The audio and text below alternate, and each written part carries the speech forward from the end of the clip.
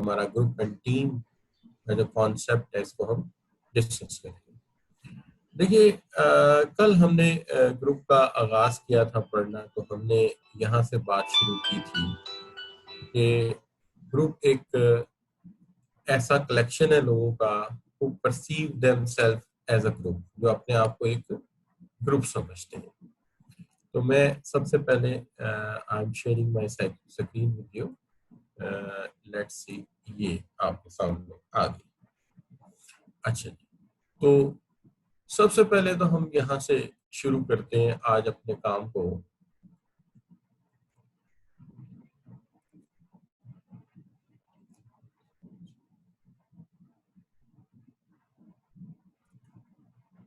देखिए आज हमारा 18 सेशन इन रो है। इस सेशन में हम सबसे पहले जिस चीज को जेरे बहस लाना चाहते हैं उसके अंदर हमारा जो कॉन्सेप्ट है ग्रुप का, हम सबसे पहले तो इसी को डिस्कस करते हैं कि ग्रुप से हम क्या मुराद लेते हैं। देखिए ग्रुप जो है हमारा, इसके अंदर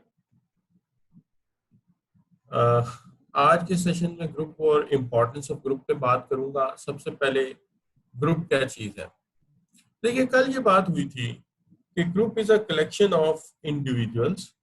ग्रुप जो है ऐसा कलेक्शन है इंडिविजुअल का जिसके अंदर हर शख्स एक दूसरे से इंटरेक्ट करता है, यानी दूसरी सेंस में अगर देखा जाए तो हर शख्स जो है वो एक दूसरे को जानता है, वेरी वेल अवेयर्ड है।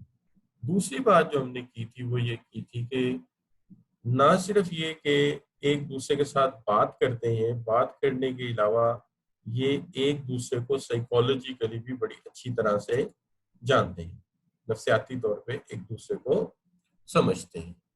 जैसे देखिए अगर आप किसी रैंडम क्राउड में चले जाएं तो आपको इस चीज का एहसास होगा, जैसे आप किसी शादी में चले जाते हैं, शादी में पार्टिसिपेंट होते हैं, या आप किसी पॉलिटिकल मीटिंग में चले जाते हैं, बहुत ज्यादा लोग बात होते हैं और उसमें अमूमी तौर पे हम ये देखते हैं कि लोग जो हैं वो एक दूसरे के साथ बातचीत नहीं करते, इंटरेक्ट नहीं करते, यानी ये लाजिम नहीं होता कि वो एक दूसरे के साथ इंटरेक्ट करें। बाज मामलात में तो इंटरेक्शन तो दूर की बात है, लोग एक तरह से सोचा जाए तो आप ये कह लीजिए कि एक दूसरे से नियर अबाउट भी नहीं जानते होते कि कौन है। जबकि एक ग्रुप के अंदर ना सिर्फ हर मेंबर एक दूसरे से बात करता है, बल्कि एक दूसरे को नफ्सियाती तौर पे भी बहुत अच्छी तरह जानता होता है, एक दूसरे से बड़ी अच्छी तरह फेमिलियर होता है। तो ये इसकी एक सिफ्त होती है ग्रुप की, जिसको हम ग्रुप कह सकते हैं। और फिर उसके बाद ये परसीव करते हैं कि they are acting like a group, कि ये एक ग्रुप की तरह एक्ट कर रहे हैं। फिर उसके अलावा आप ये कह लीजिए जैसे कि हम यहाँ बात करते हैं कि ग्रुप में हर बंदा एक दूसरे से बातचीत करता है, ठीक हो गया जी, एक दूसरे से बातचीत कर लिया, मानता है, मान लिया कि बातचीत करते हैं। फिर हमने ये कह दिया कि जी ग्रुप में हर बंदा साइकोलॉजिकली एक दूसरे को जानता है, नफ्सियाती तौर पे एक दूसरे को समझता है, नफ्सियाती तौर पे एक दूसरे को समझता है, एक दूसरे से अच्छी तरह वाकिफकार है। जैसे अगर मेरे से आप पूछें कि मेरा कोई दोस्त है और मैं उससे ये जानना चाहूँ कि क्या जैसे मैं एक ग्रुप है, इस ग्रुप में हम सारे दोस्त हैं और दोस्त एक दूसरे को जानते हैं, बातचीत करते हैं, साइकोलॉजिकली समझते हैं। इतना समझते हैं कि मेरे एक दोस्त के मतलब आगे मुझे आपके कि फलां शख्स से उनकी लड़ाई हुई और वो जो है काम खड़े रहे, तो मैं कहूंगा नहीं यार, वो मैं उसे जानता हूँ, वो काम खड़े रहने वाला बंदा नहीं, वो तो बड़ा अग्रेसिव आदमी है। तो आप नफ्सियाती तौर पे जानते हैं कौन टॉकेटिव है, कौन इमोशनल है, कौन जो है एक्सट्रोवर्ट है, या कौन इंट्रोवर्ट है, तो आप सब जानते होते हैं अपने ग्रुप में। तो पहली बात यह है कि ग्रुप वो कहलाता है जिसमें हर बंदा एक दूसरे से बातचीत करे। दूसरी बात यह है कि ग्रुप वो है जहाँ पे हर बंदा एक दूसरे को नफ्सियाती तौर पे जानता है। और तीसरी बात यह है कि they perceive themselves as a group, कि वो अपने आप को ग्रुप समझते हैं। Perceive them as a group के मतलब जो मैं बात कर रहा हूँ, देखिए नीचे मैंने एक छोटी सी तस्वीर लगाई हुई है। इस तस्वीर में आपको एक सर्कल नजर आ रहा है जहां मैं इस वक्त पॉइंट कर रहा हूँ, ठीक है जी। इन्हें पता है कि कौन ग्रुप के अंदर है और कौन ग्रुप से बाहर है। अब फर्ज कीजिए ये जो लड़का है ये इससे बात करता है, इस बंदे से, ठीक है जी। तो ग्रुप उसे कहेगा तुम्हें नहीं पता वो बाहर का बंदा, उससे बात नहीं करनी। बाहर किसके बाहर है जी? ग्रुप के गिर्द एक वर्चुअल बाउंड्री है। ग्रुप के गिर्द एक वर्चुअल बाउंड्री है। वो वर्चुअल बाउंड्री इसलिए है कि जिससे हम ये अंदाजा कर सकते हैं कि ये जो ग्रुप है इसके अंदर कौन कौन शामिल है और कौन कौन शामिल नहीं है। अब तीन बातें हो गई। एक तो ये चारों लड़के एक दूसरे को जानते हैं, दूसरा ये एक दूसरे से खूब गपशप करते हैं, तीसरा इन्हें ये पता है कौन इन है और कौन आउट है, और आखिरी बात यह है कि ये इसलिए इकट्ठे हैं कि इनका कोई कॉमन इंटरेस्ट है। लिहाजा ग्रुप हमेशा दो या दो से ज्यादा लोगों पर मुश्तमिल होता है। यानी यू सी नीचे मैंने इसे डिफाइन किया है।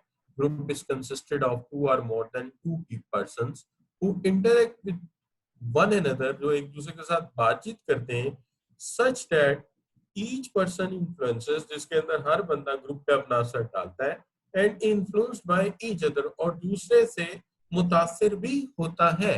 यानी मुतासिर होता भी है, मुतासिर करता भी है। तो हम इसको कहते हैं this is what we call the group. तो ये ग्रुप होता है।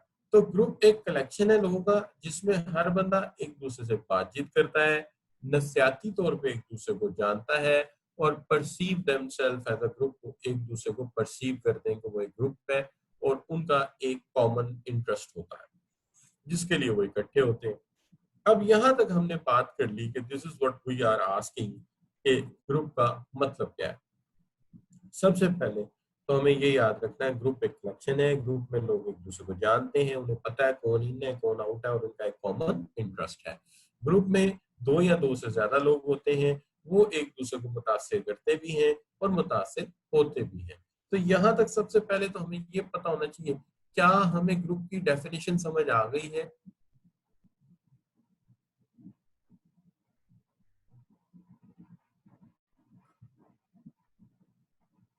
जी शाबाश, I am watching in your comments. बिल्कुल ठीक हो गया। आमना ताकत कह रही है ठीक है, आशीष कह रहे हैं, बॉबी कह रहे हैं ठीक है जी, मंसूर, जौहर, ठीक हो गया बच्चों। तो यहाँ पे हमने ये समझ लिया कि इसका मतलब क्या है ग्रुप का। अच्छा बच्चों, एक बात तो ये, दूसरी बात जो हमें समझ आती है यहाँ पे वो ये है कि देखिए इंपॉर्टेंस ऑफ ग्रुप क्या है, ग्रुप क्यों बनते हैं, ग्रुप बनने की वजह क्या है। देखिए सबसे पहली वजह जो ग्रुप बनने की नजर आती है वो है जनाब कि आप ये कहते हैं कि हमें बेटर एंड रिजल्ट मिलता है ग्रुप के नतीजे में। यानी ग्रुप के काम करने की स्पीड जो है वो ज्यादा होती है बनिस्बत इंडिविजुअल के। ग्रुप के काम करने की स्पीड ज्यादा होती है बनिस्बत एक इंडिविजुअल के। ग्रुप में काम बांट लिया जाता है, ग्रुप में काम बांट लिया जाता है, तो इसलिए स्पीड, एफिशिएंसी और क्वालिटी ग्रुप में काम करने की ज्यादा होती है बनिस्बत फर्द के। फर्द की लिमिटेशंस होती हैं। ग्रुप जो काम करता है वो वाजिया, क्लियर और ज्यादा तेजी से कर सकता है क्योंकि वो काम तकसीम कर लेते हैं। अब group right mix of skill होता है, यानी मिक्सचर ऑफ स्किल्स होता है। यानी ग्रुप का तकाजा ही है कि मुख्तलिफ स्किल्स हो सकती हैं उसके अंदर। जैसे मैं आपको एक दिन बता रहा था कि देखिए हम आम तौर पे आम लोग कहते हैं कि फलां बंदे का कार्डिक ऑपरेशन है, अल्लाह ताला सबको सेहत दे। कार्डिक ऑपरेशन है क्या जी? हम कहते हैं जी उसकी ओपन हार्ट सर्जरी है। अच्छा जी, ओपन हार्ट सर्जरी है, कौन करेगा जी? वो डॉक्टर आतिफ करेंगे या डॉक्टर जुबैर करेंगे? तो हमारे नजदीक डॉक्टर जुबैर जो है ओपन हार्ट सर्जरी करेंगे। जबकि आप अच्छी तरह जानते हैं कि जब किसी की सर्जरी होती है इस तरह ओपनली, तो सबसे पहले एनेस्थीसिया एक्सपर्ट एक डॉक्टर होता है, वो आता है, एनेस्थीसिया देता है। उसके बाद एक डॉक्टर आता है जो सर्जन स्पोर्ट होता है, जो कि कट का बताता है कि कितना लगाना है। फिर उसके बाद एक आर्थोपेडिक सर्जन होता है, हार्ट पसलियों के नीचे है, पसलियों को काटता है, काट के उसको पिन लगा के खोल के देता है कि लो ये जस्ट मैंने ओपन कर दिया आपको। उसके बाद वो हट जाता है। उसके बाद फिर कार्डिक सर्जन जाता है और वो हार्ट ऑपरेट करता है, उसके साथ भी एक नेफ्रोलॉजिस्ट होता है जो ब्लड प्रेशर कंट्रोल करेगा उसको। यानी आपके नजदीक एक डॉक्टर ने सर्जरी की है, जबकि हर काम के लिए एक टीम होना मकसूद होती है। तो ग्रुप की जरूरत हमें पड़ती है। आप अपनी बाइक को ले लीजिए, आप अपनी गाड़ी को ले लीजिए, क्या वहां पे एक टास्क है? नो, वहां मिक्सचर ऑफ टास्क है।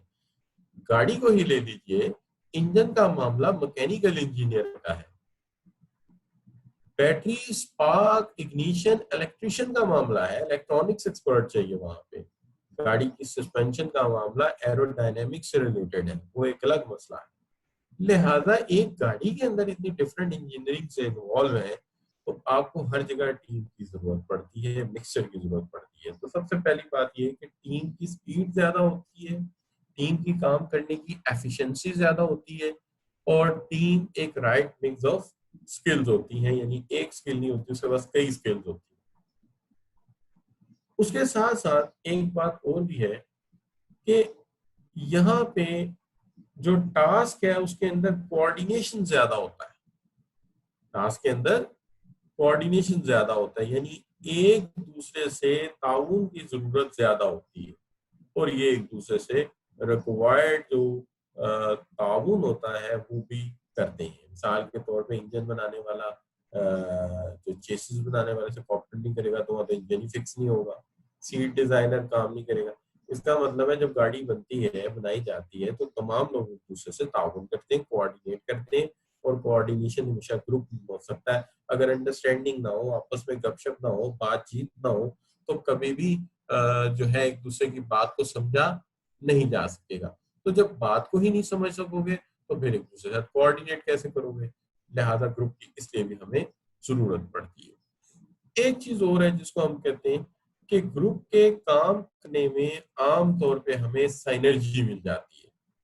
अब आप कहेंगे सर साइनर्जी क्या चीज होती है? देखिए, साइनर्जी हम इस चीज को कहते हैं कि जब कोई काम जो है किया जाता है, समझा जाता है, उसके अंदर बात की जाती है, तो एक चीज जो साइनर्जी से वाबस्ता है वो ये बात है कि इसके मतलब हमेशा याद हमें ये रखना चाहिए कि साइनर्जी का मतलब ये होता है कि हम अकेले काम करें तो कम काम करें, लेकिन जब हम जॉइंटली काम करें, मिलकर काम करें, तो हम ज्यादा काम करें। यानी कहने का मतलब ये हुआ कि जब अकेले बैठे काम कर रहे हैं या इंडिविजुअली काम कर रहे हैं तो सिर्फ एक काम कर रहे हैं, यस काम कम हो रहा है, लेकिन जब मिलके काम करते हैं तो ज्यादा काम होता है। अब देखिए, जहां मैं पॉइंट कर रहा हूँ वहां पे एक हाईलाइटेड वर्ड है, सिनर्जी 2+2=5। वो जो 2+2=5 है, अगर आप देखो तो वो आपकी स्लाइड के राइट साइड पे भी एक बहुत बड़ा मैंने पोस्टर लगाया हुआ है, 2+2=5 साइनर्जी है। अब जब आप साइनर्जी की बात करते हो, 2+2=5 की बात करते हो, तो मैं क्या मिसाल दे सकता हूँ? यूं मिसाल दे सकता हूँ कि दो कबलर्स थे, मोची थे, जूते बनाते थे जी। अब वो शूज बनाते थे तो हर कबलर दो शूज बनाता था इन ईच डे, यानी एक डे में each cobbler made two pair of shoes. At once दोनों ने मिलकर डिसाइड किया कि हम दोनों मिलकर शूज बनाते हैं। तो एक बंदा जो है वो अपर बनाए और एक बंदा जो है वो सोल बनाए। उन्होंने मिलके काम किया, तो रात को क्या हुआ कि बजाय 2+2 4 के 5 शूज बन गए, यानी 5 पेयर्स ऑफ शूज बन गए। अब ये जो 5 पेयर्स ऑफ शूज बन गए, इसका मतलब ये है कि 5 पेयर ऑफ शूज है वो दस्तियाब हैं। तो बेटर स्ट्रीमिंग के लिए मैं अपनी पिक्चर हटा रहा हूँ। अच्छा, तो 5 पेयर ऑफ शूज बन गए, यानी एक कपलर ने दो बनाने थे, दूसरे ने भी दो बनाने थे, दोनों ने मिलके 4 बनाने थे, लेकिन जब मिलके काम किया तो 5 बन गए, यानी 2+2 5 बन गए। तो इसका मतलब ये हुआ कि जब इंसान मिलके काम करता है तो ज्यादा आउटपुट प्रोड्यूस करता है। जब इंसान मिलके काम करते हैं तो प्रोडक्शन ज्यादा होती है। अब इसका अगर आप लॉजिकली मेरे से जवाब पूछेंगे, तो जो लॉजिकल जवाब इसका बनता है वो ये बनता है कि आप यूं समझ लीजिए कि जैसे हमारे बुजुर्ग कहा करते थे, मेरी ग्रैंड माँ कहा करती थी, अल्लाह बख्शे मेरी दादी कहा करती थी कि बेटा 1 + 1 1 और 1 11 होते हैं, 1 और 1 11 होते हैं, यानी 1 को 1 में जमा कर दिया जाए तो 11 बन जाते हैं। तो हम सोचते थे कि ये 1 1 और 11 की कहानी क्या है, तो मोर और लेस हमें ये बात इतनी समझ नहीं आती, लेकिन बहरहाल वो अब जाके बात समझ आती है कि अल्लाह बख्शे दादी जो बात कर रही थी वो साइनर्जी की बात कर रही थी कि इंसान मिलके काम करे तो ज्यादा काम होता है, इंसान एक दूसरे के साथ ताउन करे तो काम ज्यादा होता है। तो 2 + 2 5 बन जाते हैं। पर ये लिखा है गोरे ने 2 + 2 5, अगर देखिए जो मेरी दादी कहती है 1 1 और 1 11 होते हैं, वो मैथमेटिकली भी ठीक है, एक के साथ एक को 11 बनते हैं, इनका 2 के साथ 2 लिखो तो 5 बनते हैं। लेकिन मसला ये है कि दादी ने कोई आर्टिकल नहीं लिखा ना मेरी, अगर मेरी ग्रैंड मदर अल्लाह बख्शे को आर्टिकल लिख जाती ना और वो छप जाता जाके management academy of management journal में, तो आज मैंने दादी वाली इकोनॉमिक्स पढ़ा रहे होता, दादी वाली मैनेजमेंट पढ़ा रहे होना था और उनके एक्सपीरियंस शो कर रहे होना था। एनीवे चले बहरहाल जी, तो यहाँ पे हम कह रहे हैं कि 2 + 2 क्या होता है, 5 होता है, इसको हम साइन एनर्जी कहते हैं। अब आप इसको डिफाइन कैसे करोगे, मैं डिफाइन करने लगा, जरा गौर से सुनना है। जब हम अकेले काम करें तो प्रोडक्शन थोड़ी हो, लेकिन जब हम मिलके काम करें तो प्रोडक्शन ज्यादा हो, तो हम इसको कहते हैं क्या जी, साइनर्जी। तो साइनर्जी का मतलब क्या है कि अकेले काम करो तो प्रोडक्शन थोड़ी होगा, मिलके काम करें तो प्रोडक्शन ज्यादा होगी, तो हम इसको कहेंगे this is what we called the synergy. अब जहां तक सवाल है, हम बात कर लेते हैं नेक्स्ट। तो देखिए बात यह है कि ग्रुप में आइडियाज ज्यादा जनरेट होते हैं, ग्रुप में हर काम के लिए नए नए नए नए आइडियाज जनरेट होते रहते हैं, और ग्रुप में काम का आउटकम ही ज्यादा नहीं आता बल्कि एनर्जी लेवल भी हाई होता है। तो अब हम यहाँ तक सबसे पहले तो ये देख लेते हैं कि हमें ये बात किस हद तक समझ आई है। तो इसको समझने के लिए देखते हैं सबसे पहले synergy describe the synergy describe the phenomena where synergy describe करती है phenomena को। कैसे हम describe कर सकते हैं, जिसमें से कौन सा ऑप्शन लेंगे बच्चों आप लोग, जरा आपके कमेंट्स में जाके देख लेते हैं। तो मोस्टली बच्चों ने डी ऑप्शन लिया, आमना ने, आमना सदाकत ने, अनम ने और बॉबी ने और मोहसिन ने, शेख उस्मान, तमाम ने जो है डी ऑप्शन लिया है। तो इसका मतलब साइनर्जी तो कम से कम ध्यान में बैठ गई कि 2 + 2 5 हो। अच्छा, इसी तरह का मिलता जुलता सवाल जो है वो मैंने एक और पेपर में या चीज में देखा था, when 2 or more people are organization combine their effort, they can accomplish more together than they can separately। देखिए ये they can get more working together than they can working apart। which term is concerned about the given concept, given concept पे कौन सी चीज apply होगी यहाँ पे। तो यहाँ पे बच्चों के जवाब आने शुरू हो गए, तो यहाँ पे भी जो ज्यादा कॉन्सेप्ट अप्लाई होगा वो साइनर्जी ही होगा। नबील भी सही कह रहे हैं, मोहसिन भी ठीक कह रहे हैं, ठीक है जी, और ज़का भी सही कह रहे हैं, हमाद भी, और दोबारा ज़ाक भी ठीक हो गया बच्चों। तो ये साइनर्जी का एक कॉन्सेप्ट है। लेकिन यहाँ जो बात मेरे जहन से आते आते रुक गई थी वो ये थी कि ये जो स्लाइड्स हैं ये तो आपके पास पहुंच चुकी हैं, पहले ही मैंने तीनों इकट्ठी सेंड कर दी थी इस दफा, और आपके जो गूगल क्लासरूम है उसमें भी पड़ी हुई है। गूगल क्लासरूम का पासवर्ड मैंने कल शेयर किया था आपके साथ, ठीक है, तो वहां से आप जो है वो भी गूगल क्लासरूम से भी ले सकते हैं।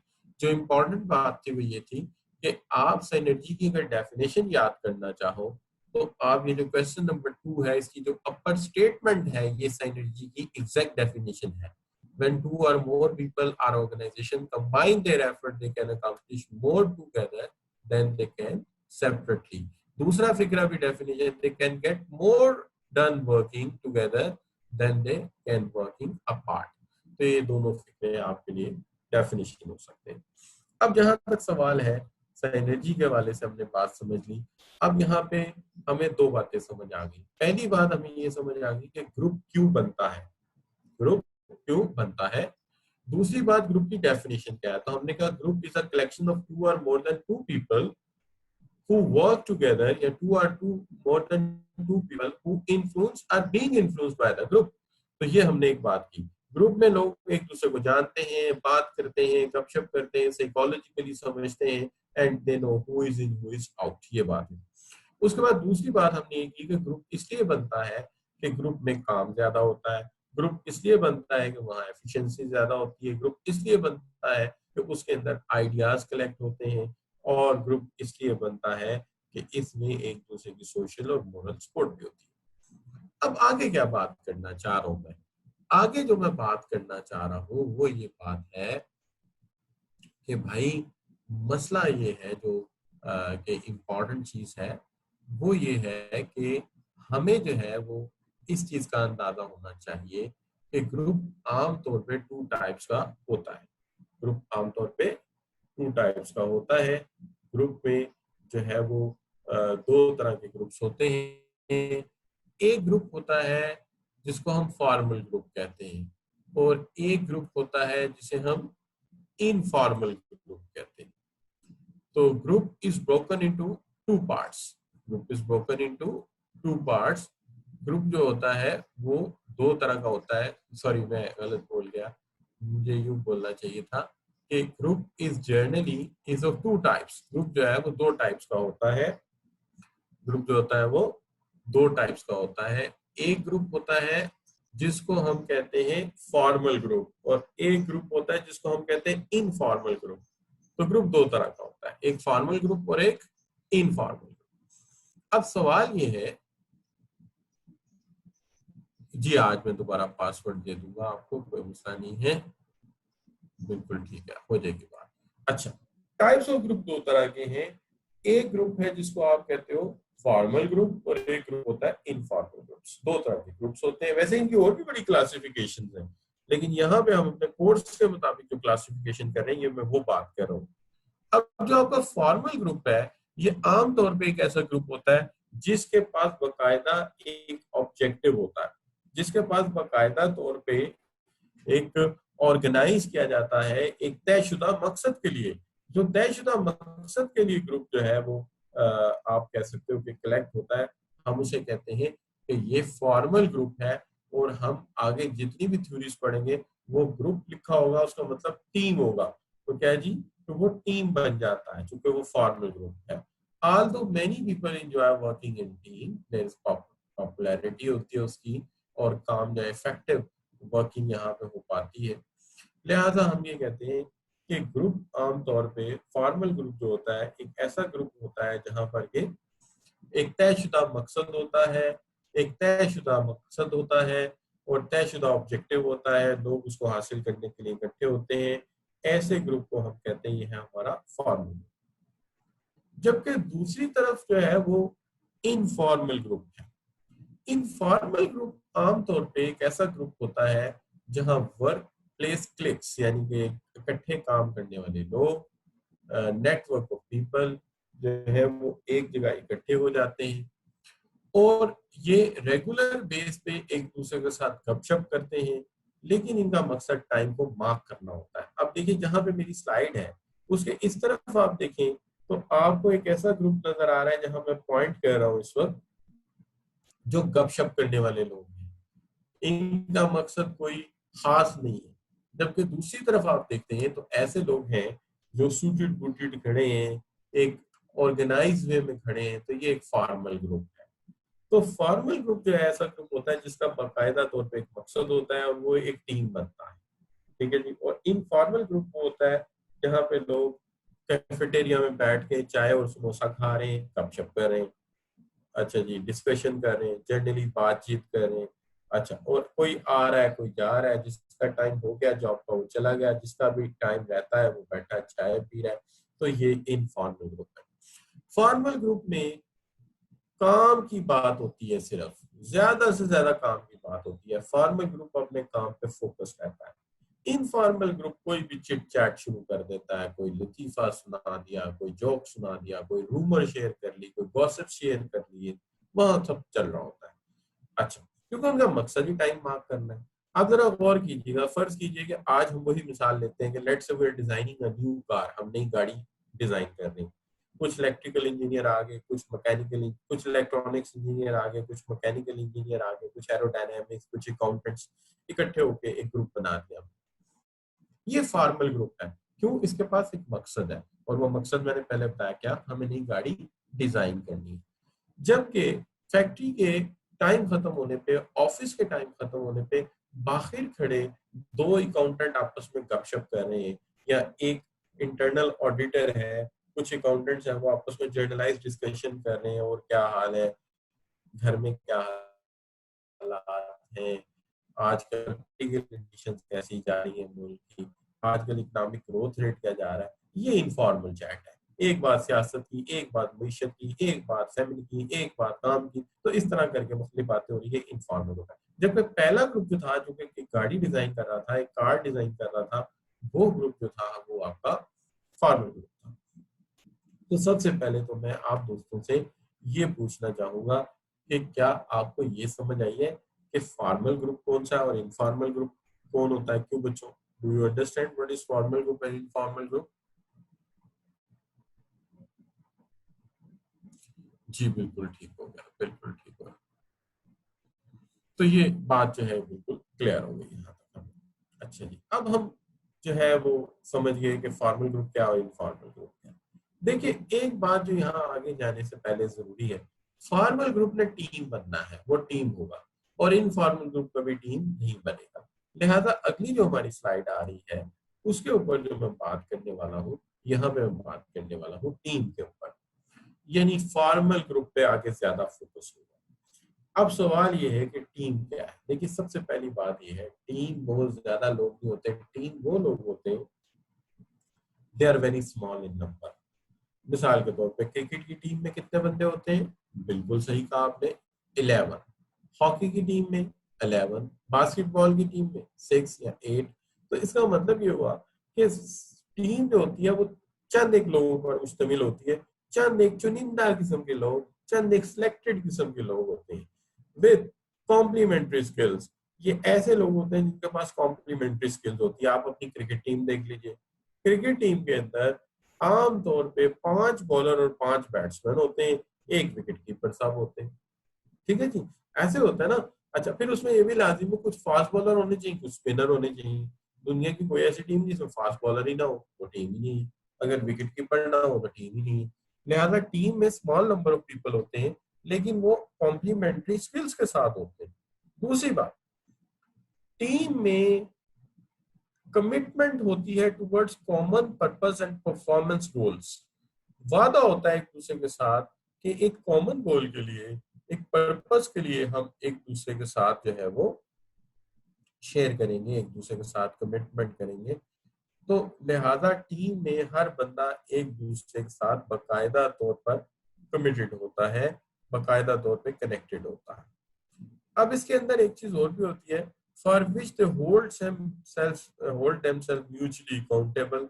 वो एक दूसरे के सामने म्यूचुअली अकाउंटेबल भी होते हैं। यानी टीम में आमतौर पे ये नहीं होता, बाहर के बंदे ने क्या काटना है, आपसे कैच छूट गया और आपने कैश ड्रॉप कर दिया, ठीक है जी, आपने कैश ड्रॉप कर दिया। अब जैसे ही आपसे कैश ड्रॉप हो जाएगा, तो जनाब आपसे किसी और ने नहीं पूछना, किसी और ने नहीं कहना, सब लोग आपको ऐसी नजरों से देखेंगे, ओए कैच गिरा दिया तूने। बॉलर देखेगा, विकेट कीपर देखेगा, फील्डर देखेंगे, बंदा वैसे शर्मिंदा हो जाएगा।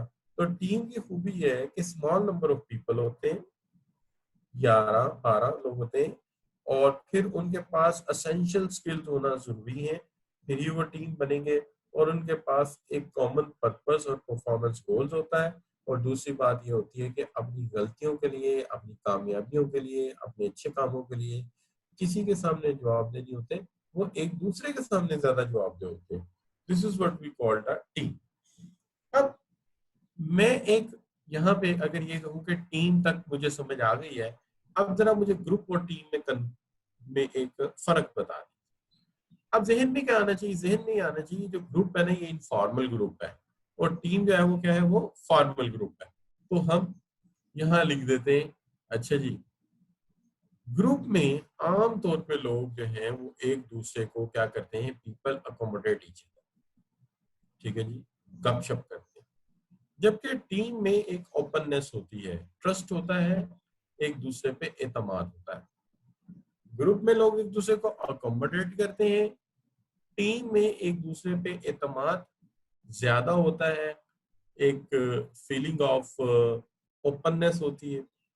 लिहाजा ग्रुप में लोग एक दूसरे के साथ गपशप कर सकते हैं, अकोमोडेट कर सकते हैं, लेकिन टीम में हर बात ओपन होती है, कोई छुपी हुई फीलिंग्स नहीं होती, तमाम फीलिंग्स ओपनली शेयर की जाती है। ग्रुप में पॉलिटिक्स होती है, सियासत चलती है, जो डोमिनेंट्स लोग होते हैं वो लीडरशिप ले जाते हैं, और जबकि टीम में पॉलिटिक्स इस तरह नहीं होती।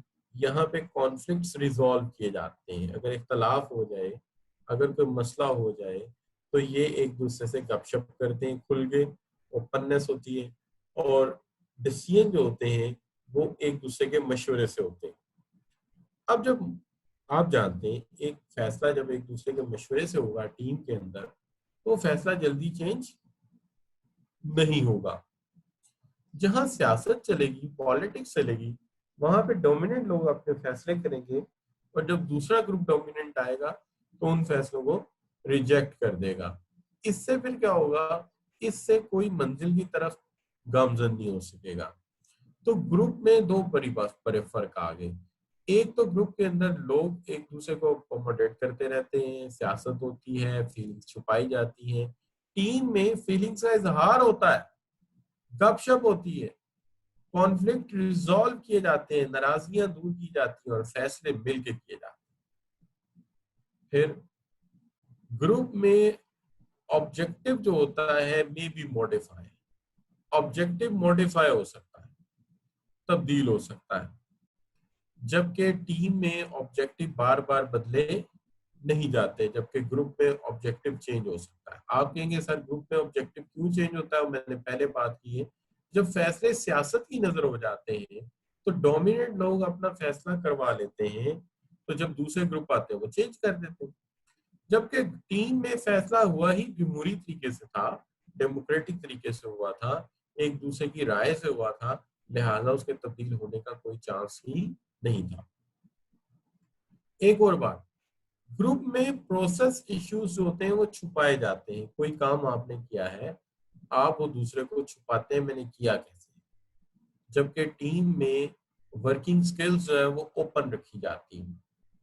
जैसे वो टीम की, मैं एग्जांपल यूं दे सकता हूँ कि वो एक शेफ था, तो उसने रसमलाई बना दी, तो रसमलाई बनाई तो वो दूसरे ने पूछा यार तूने कैसे बनाई, तो अगर तो ग्रुप है तो वो क्या कहेगा, उसने ये कहा जनाब कि मैंने आलू पीस के उबाले थे, उबाल के उनको मैंने मीठे दूध में डाल दिया और वो रसमलाई बन गई। क्यों? क्योंकि वो बताना नहीं चाहता।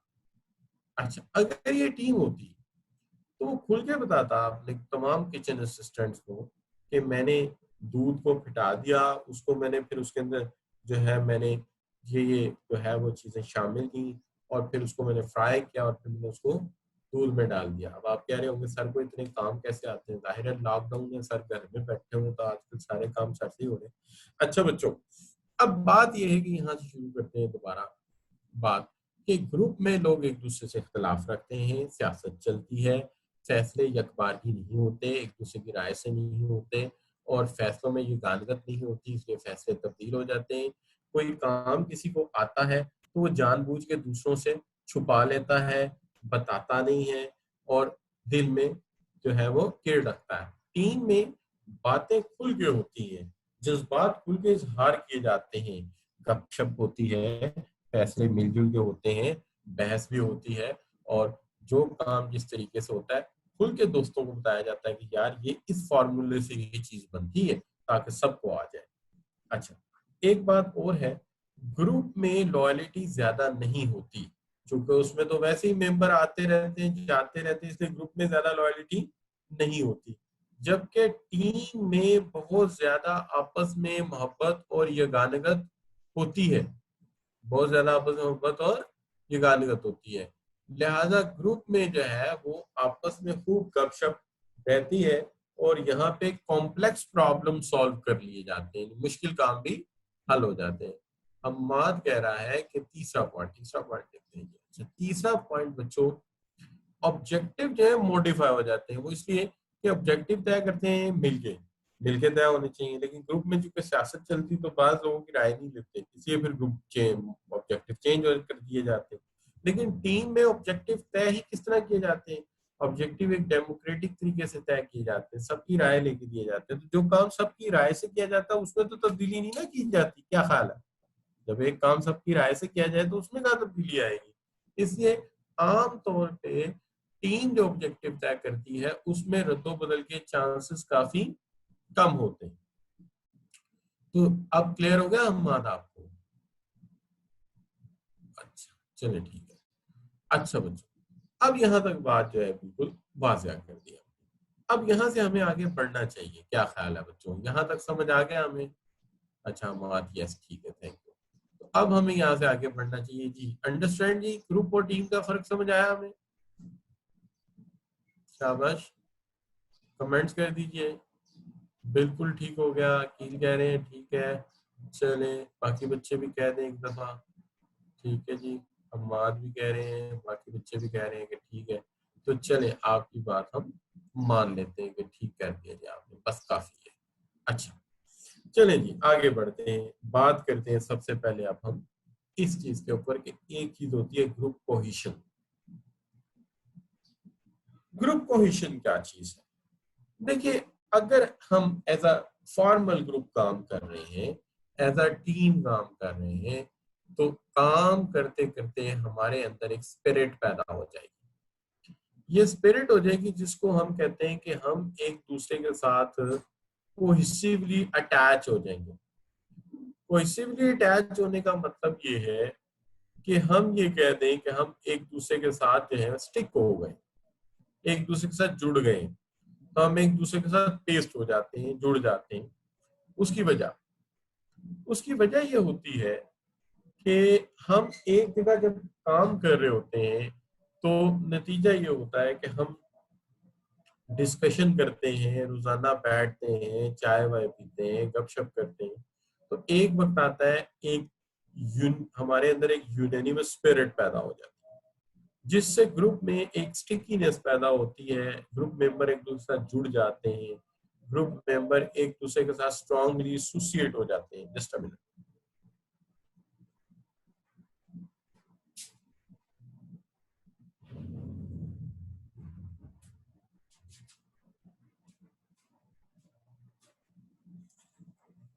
अच्छा बच्चों, तो मैं ये कह रहा था कि ग्रुप मेंबर एक दूसरे के साथ अटैच हो जाते हैं, एक दूसरे के साथ गपशप की वजह से जुड़ जाते हैं, तो एक इमोशनल अटैचमेंट हो जाता है एक दूसरे के साथ, इंस्टुएशन हो जाती है अपने ग्रुप के साथ, एक मोहब्बत, एक लगाव हो जाता है ग्रुप के साथ। तो हम कहते हैं cohesiveness is a strong team spirit. A cohesive group is one in which member react as a part of group rather than as individual. वो ग्रुप का पार्ट समझते हैं अपने आप को। There is strong ability of the group members to stick together. Group एक दूसरे के साथ स्टिक हो जाता है।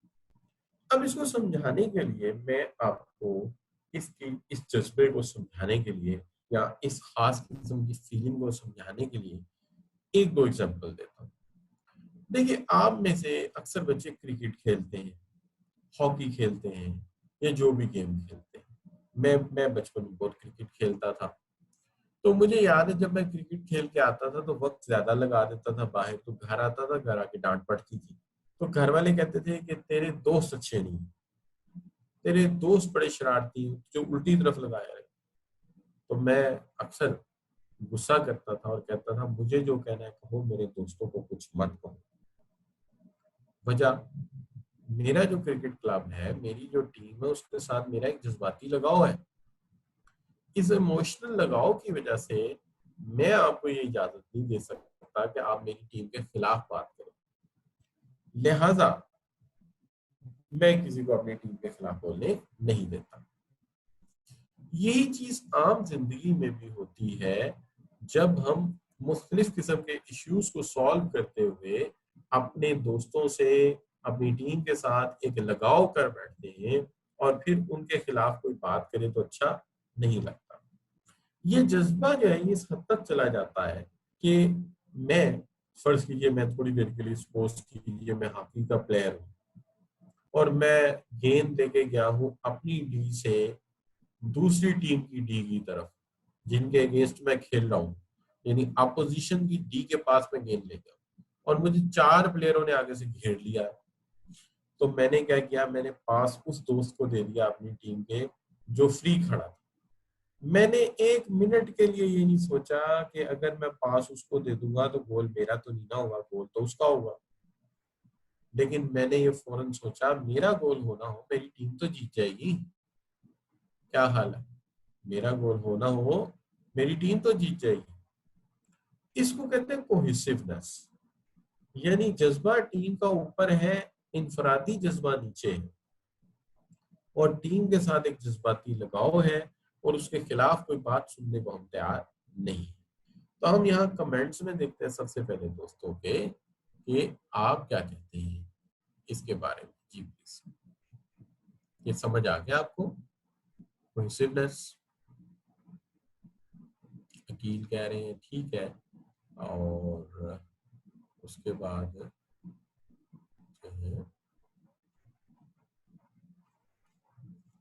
ठीक हो गया बच्चों।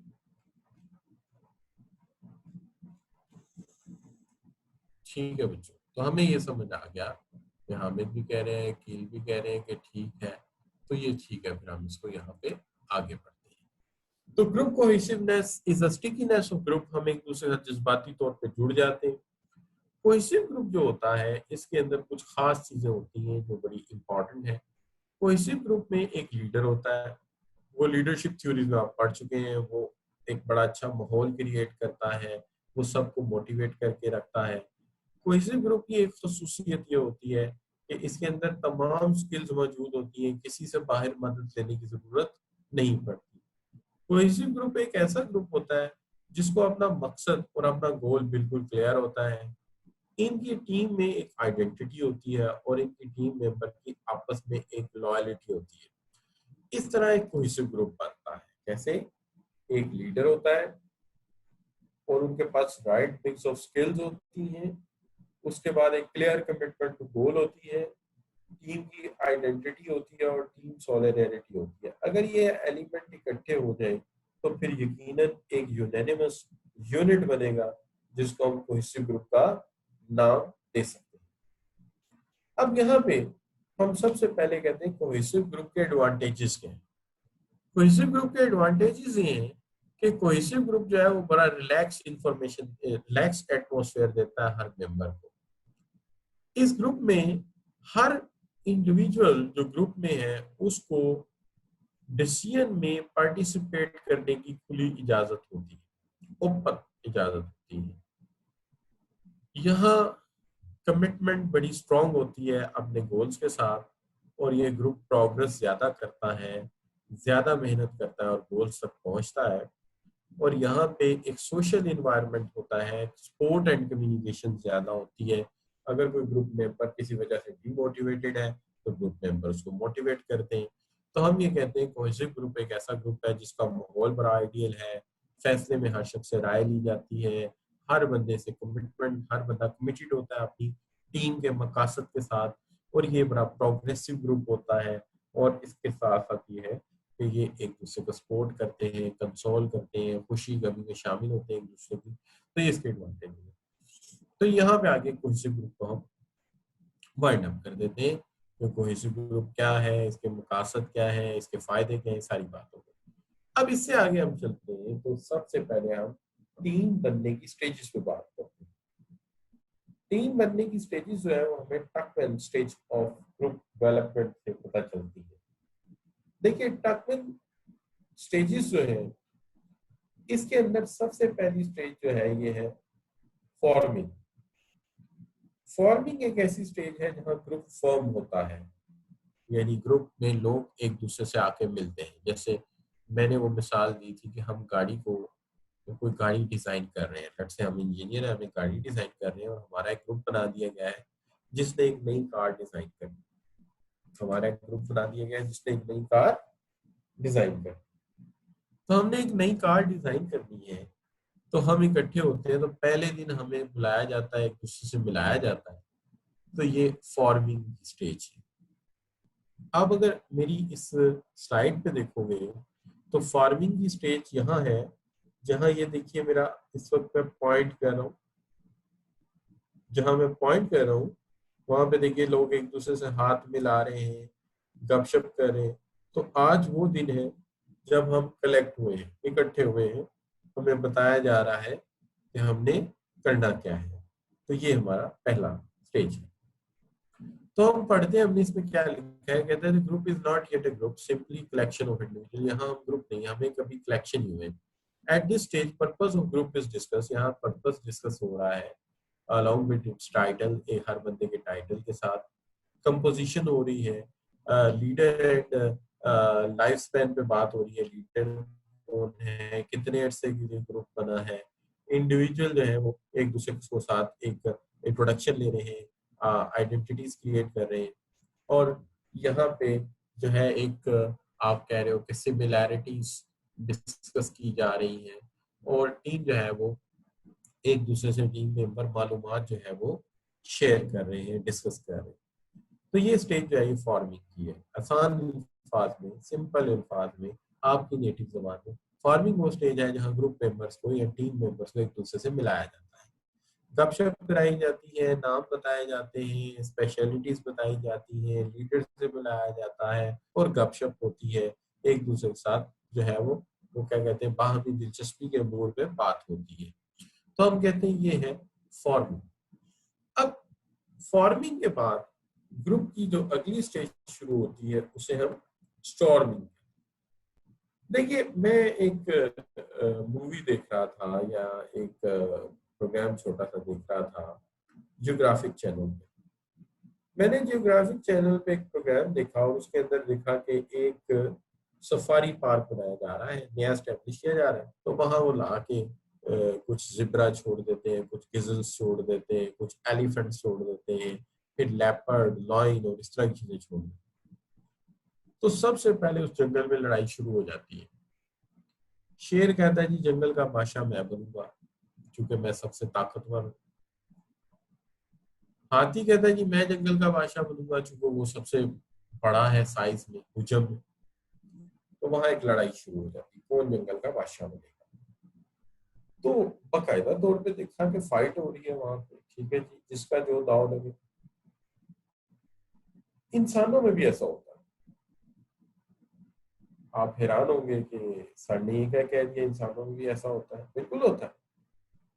देखिए कल ये जो टीम इकट्ठी हुई थी फॉर्मिंग में, एक दूसरे से मुलाकात हुई थी ना अभी, लेकिन अगली स्टेज स्टॉर्मिंग में ये देखिए क्या मैं पॉइंट कर रहा हूँ, क्या हो रहा है जी। एक बंदे के हाथ में तलवार है, दूसरे के हाथ में हथौड़ा है, लड़ाई हो रही है, इंसान भी लड़ते हैं। जब इन्हें एक जगह इकट्ठा किया जाता है तो ये जंगल के जानवरों की तरह नहीं लड़ते, ये अपनी इल्मियत से, अपनी नॉलेज से, अपने एक्सपीरियंस से एक दूसरे पर सबकत ले जाने की कोशिश करते हैं, एक दूसरे पर सबकत ले जाने की कोशिश करते हैं। ये जो डोमिनेंस एक दूसरे पर हासिल करने की कोशिश की जाती है, इसकी एक वजह यह होती है कि हर शख्स चाहता है कि उसे अहम तरीन रोल मिले, यानी डेजिग्नेशन तो वही रहे, लेकिन ग्रुप का फाइनेंसर वो बन जाए, या ग्रुप के फाइनेंशियल कंट्रोल उसके हाथ में आ जाए, या लीडर उसको बना दिया जाए, या अहम रोल उसको दे दिया जाए। तो लड़ाई की पहली वजह यह है कि इंपॉर्टेंट रोल हर बंदा चाहता है मेरे हिस्से में आ जाए।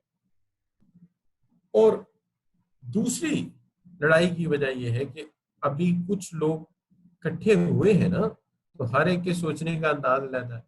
कोई आता है ग्रुप में किसी की बैक बाइटिंग करता है, कोई आता है ग्रुप में किसी की अच्छाई बयान कर रहा है, कोई आता है ग्रुप में अब्यूजिंग शुरू कर देता है, वो दो चार गालियां दे देता है। तो हम कहते हैं नहीं, हमारे ग्रुप में गाली बिल्कुल नहीं, हमारे कल्चर में बैक बाइटिंग बिल्कुल नहीं, हमने किसी की चुगली नहीं खानी, हमने जनाब बैक बाइटिंग नहीं करनी, हमने जनाब म्यूजिक नहीं करनी, अब्यूसिव लैंग्वेज नहीं यूज करनी, स्मोकिंग नहीं करनी, तो हम ग्रुप का एक कल्चर बना रहे हैं, नॉर्म्स बना रहे हैं।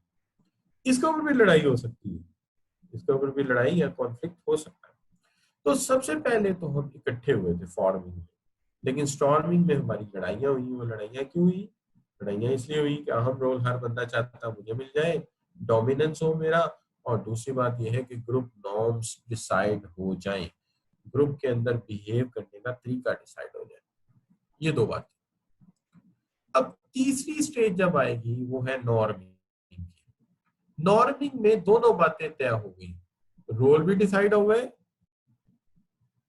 कल्चर भी डिसाइड हो गया, वैल्यूज, रूल्स ऑफ कंडक्ट और कोड ऑफ कंडक्ट सब तय हो गया।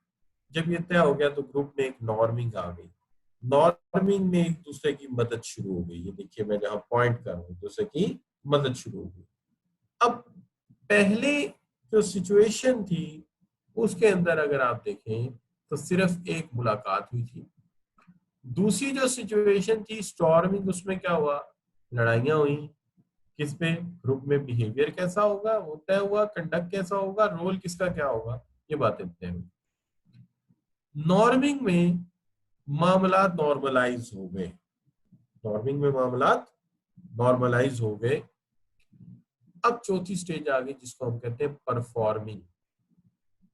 परफॉर्मिंग में ग्रुप अपने अरूज पे पहुंच गया, कोहेसिव बन गया, कोहेसिव ग्रुप बन गया।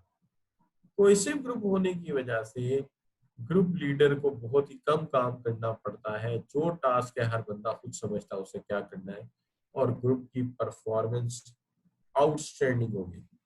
ग्रुप की परफॉर्मेंस आउटस्टैंडिंग हो गई, बड़े बड़े टारगेट अचीव कर लिए, बड़े बड़े गोल्स अचीव कर लिए, बड़े बड़े ऑब्जेक्टिव अचीव कर लिए, तो ये परफॉर्मिंग हो गई। तो अगर मैं शुरू से स्टार्ट करूं तो फॉर्मिंग में हम इकट्ठे हुए थे, स्टॉर्मिंग में हमारे आपस में कॉन्फ्लिक्ट हुए थे, नॉर्मिंग में तय हो गया था रूल्स क्या है, रोल क्या है, सिचुएशन क्या बनेगी, और परफॉर्मिंग में हमने डिलीवरेंस शुरू कर दी थी। एडजॉर्निंग में या डॉर्मिंग में, डॉर्मिंग और जॉर्निंग एक ही बात है, एडजॉर्निंग या डॉर्मिंग एक ही बात है। रिपीट कर देता हूँ, एडजॉर्निंग जॉर्निंग एक ही बात है। इसके अंदर ये हुआ था कि हम सक्सेसफुली अपने टारगेट्स को हासिल कर चुके हैं, गोल अचीव कर चुके हैं, अपना काम कंप्लीट कर चुके हैं। अब जब अपना काम कंप्लीट कर चुके हैं तो ये एक डेंजरस स्टेज हो गई, क्योंकि मकासद हासिल हो चुके हैं। अब यहाँ पर ग्रुप जो है वो थक जाएगा, जाहिर है अरूज के बाद ग्रुप के ऊपर एक सवाल शुरू हो जाएगा, क्योंकि वो बहुत ज्यादा इनामात जीत चुके हैं। अब उनमें ओवर कॉन्फिडेंस आएगा, वो बाहर के लोगों को लिफ्ट नहीं कराएंगे, बाहर के लोगों की तनकीद नहीं सुनेंगे, वो अपने ग्रुप की कंसोलिंग करेंगे, वो अपने ग्रुप को मेंटेन करेंगे, बस। और यहाँ पे ग्रुप खत्म हो जाएगा, जाहिर बात है।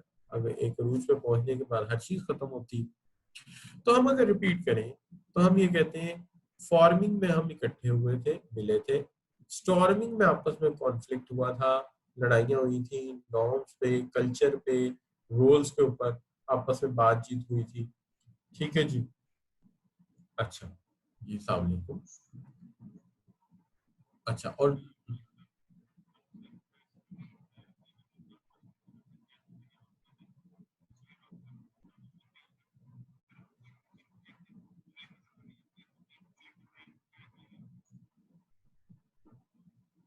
जी जी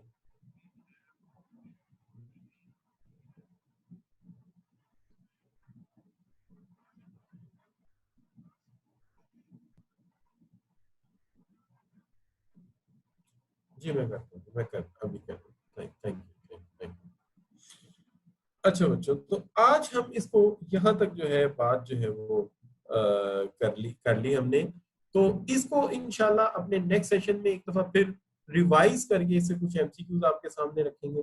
तब तक आप इसको अच्छी तरह पढ़ लें और फिर इसके एमसीक्यूज पे आपके साथ बात की जाएगी। Thank you very much for joining today.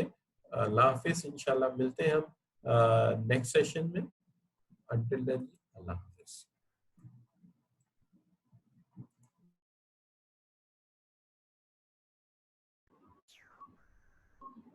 अस्सलाम वालेकुम स्टूडेंट्स, ये पोलिंग आ गई है आपके सामने। काइंडली सब स्टूडेंट इसको फिलअप करें। Thank you.